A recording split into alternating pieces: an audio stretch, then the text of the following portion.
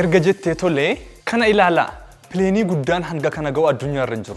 Yeroo darbe kan biyya keenyaa Tsahaayituu jedhamtu argitaniitu jedhee yaada. Ilaalcha dhalootaa guddisuuf immoo kan addunyaa kana isinitti agarsiisu. Dirree kubbaa miilaa yookaan hanga xiyyaarota gurguddoo Booyingii fi Eerbaasii baay'een keenya beeknu afurii ol ta'a. Meeshaalee kaargoo fe'uudhaaf bara 1988tti hojjetamee balalli eegale. Meeshaalee garaagaraa hanga kiloogiraama 200,050 ta'u baatee balali'uu danda'a.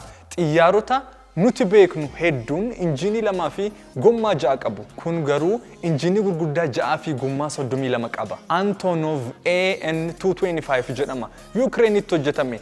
Xiyyaarri kun xiyyaara guddaa addunyaa keenyaa ture. Wanti nama gaddisiisu waraana Raashiyaa fi Yukireen gidduu tureen bara 2022 Raashiyaan rukuttee xiyyaara kana hojiin ala gooteetti. Caccabaa isaa malee amma egaa hin jiru. Bara 1923tti balalli eegalanii har'a as ga'aniiru. Nuti maalirra jirra? Abbaltii guddaa nu hafu baay'ee qabna.